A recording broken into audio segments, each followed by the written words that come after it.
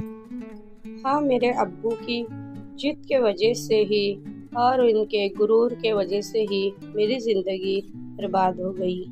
अस्सलाम वालेकुम दोस्तों। उस वक्त मेरी उम्र 16 साल की थी जब मैं स्कूल पढ़ा करती थी। मैं स्कूल में बहुत ही पढ़ाई में अच्छी थी। हर साल में अच्छे ग्रेड से पास होया करती थी और अव्वल आया करती थी।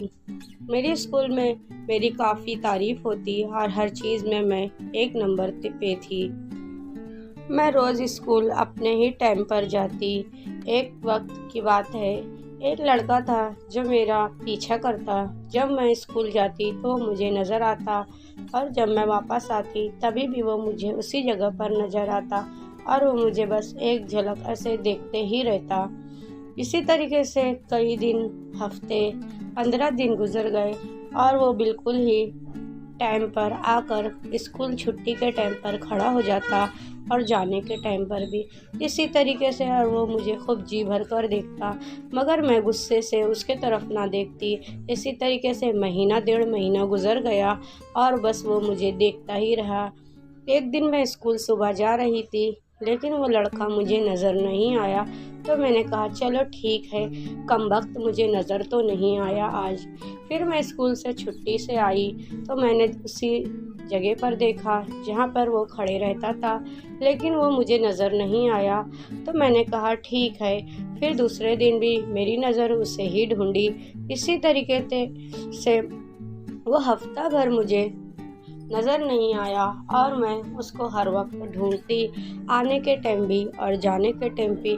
जबकि मेरा उससे कोई रिश्ता न था और ना ही हम दोनों में कभी कुछ बातें हुई थी, ना उसने मुझे कभी कुछ कहा था और ना मैंने उसे कभी कुछ कहा था। फिर भी न जाने क्या था और मैं उसे ढूंढ रही थी। इस तरीके से 1 महीना गुजर गया। फिर वो मुझे एक दिन नज़र आया। वो जब मुझे नज़र आया तो मेरे दिल को बहुत ही इत्मीनान और सुकून आया। फिर भी मैं यही सोचती, आखिर इसे देखकर मुझे क्यों अच्छा लगा, मुझे ऐसा तो नहीं होना चाहिए था। फिर घर से जब स्कूल से जब छुट्टी हो गई और मैं घर जाने लगी तो फिर मैं उधर देखी तो वो खड़ा था। फिर मुझे उसे देखकर एक मुस्कुराहट सी आई और वो भी मुझे देखकर मुस्कुराया। इसी तरीके से कुछ दिन हम एक दूसरे को देखकर मुस्कुराते। फिर वही बात कि इश्क का, कि यही उम्र में इश्क होता है और बस वही मुझे भी हो गया।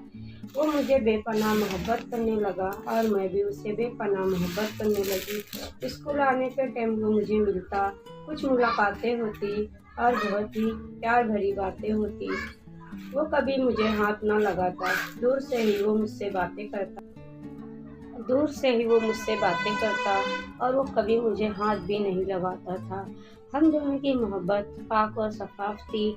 हम दोनों बस एक दूसरे को देखकर बहुत ही खुश हुआ करते थे और एक दूसरे को देखकर हमारे दिल को बहुत ही इत्मीनान मिलता था। पढ़ाई मेरी मुकम्मल हो चुकी थी। उसके बाद वही होता है कि बच्चे जब पढ़ लेते हैं, बड़े हो जाते हैं तो माँ बाप उनकी शादी कर देते हैं। बस इसी तरीके से मेरे घर वाले भी पढ़ाई ख़त्म होने के बाद उनको मेरी शादी की फिक्र सताने लगी और वो मेरे लिए लड़का ढूंढना शुरू कर दिए। हमारे घर वाले बहुत ही पैसे वाले थे और रिश्तेदार, हमारे बहुत बड़ा खानदान था। जब उन्होंने लड़का ढूंढना शुरू कर दिया तो मैं कई बार तो इनकार कर दी। फिर एक दिन मेरी अम्मी ने गुस्से में कहा कि आखिर क्या है जो तू बार बार हर रिश्ते को इनकार करती है। तो मैंने अपनी कहानी अपनी अम्मी को बताई कि मुझे एक लड़के से मोहब्बत हो चुकी है और मैं उससे ही शादी करना चाहती हूँ। माँ ने तो एक बार मेरी बात को सुनी भी और ठीक है कहकर बोला बाद में बताती हूँ। जब माँ ने मेरे अब्बू से बात की और भाइयों से बात की तो उन्होंने तो बस बिना देखे ही समझे ही उसे जाकर खूब मारा।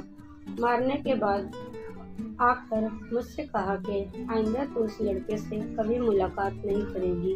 मैंने कहा आखिर ऐसा क्यों कर रहे हो, पहले जरा पता तो कर लो कि वो कैसा है। मगर घर वाले तो, हमारा खानदान कहते हैं ना, हम जो जात के हैं उसी जात में देंगे और दूसरे में ना देंगे। लड़के को मार दिए। उसके बाद एक दिन मेरी मुलाकात उससे हुई। वो मुझे जी भर के देख रहा था और उसकी आंखों से आंसू गिर रहा था। उसे देखकर मुझे भी रोना आया। मैं भी खूब रोने लगी। हम दोनों एक दूसरे से गले मिलकर खूब रोए और दोनों एक दूसरे को कहे कि ठीक है, जब माँ बाप ही नहीं राजी उसे तो फिर क्या करेंगे, चलो भागकर शादी कर लेते हैं। पहले तो उसने मुझे इनकार कर दिया कि ऐसा नहीं करेंगे, क्योंकि माँ बाप की इज्जत ही बहुत बड़ी चीज़ है। लेकिन मैंने उससे कहा कि लेकिन मैं किसी और की तो हो भी नहीं सकती, या तो जीऊंगी या तो फिर मरूंगी। उसने कहा कि ठीक है, अगर तुम्हारी ये बात है तो चलो फिर हम भाग कर शादी कर लेते हैं। हम दोनों जब शादी के लिए भागने वाले थे तो मेरे भाई को पता चल गया और उसने मेरी शादी उससे ना करने के बजाय किसी और से कर दी, जबकि मैं राजी भी नहीं थी। मेरी दूसरी जगह शादी हो गई। शादी होकर जब मैं वहाँ गई तो वो लोग पहले पहले तो बहुत अच्छा दिखावा कर रहे थे कि हाँ बहुत अच्छे लोग हैं, बहुत अच्छा घराना है। बाद में असलियत पता चलती है कि जिससे मेरी शादी हुई है वो पहले से ही तलाकशुदा था। जब मुझे ये बात पता चली तो जैसे लगा कि मेरे पैरों के नीचे से जमीन चली गई। मैंने जाकर अपनी मम्मी को ये बात बताई तो उन्होंने कहा कि हमें तो ये बात पता नहीं थी। तो मैंने उनसे यही कहा कि जब मैं किससे मोहब्बत करी, तुम्हें पता करने के लिए कही, तो तुम लोग ने वो सब तो किए नहीं, अपनी जिससे शादी कर दिए और यहाँ पर भी कुछ सही से इंक्वायरी नहीं किए। तो उन्होंने कहा कि तेरी बुआ बताई थी तो वो तो तेरा भला ही चाहेगी, बुरा तो नहीं चाहेगी। फिर मैंने कुछ न कहा, खामोशी से मैं घर से निकल गई। जाने लगी तो मुझे मेरी मोहब्बत नजर आई, जिसे मैं पहले चाहती थी। वो खड़ा था, लेकिन पर्दे के पीछे मैं क्या देखती हूँ कि उसकी बीवी भी थी, उसकी भी शादी हो चुकी थी। मुझे बहुत तकलीफ हुई, लेकिन मैं क्या करती, घर तो मेरा भी बस चुका था। मैंने फिर कुछ न कहा, खामोशी से चली गई।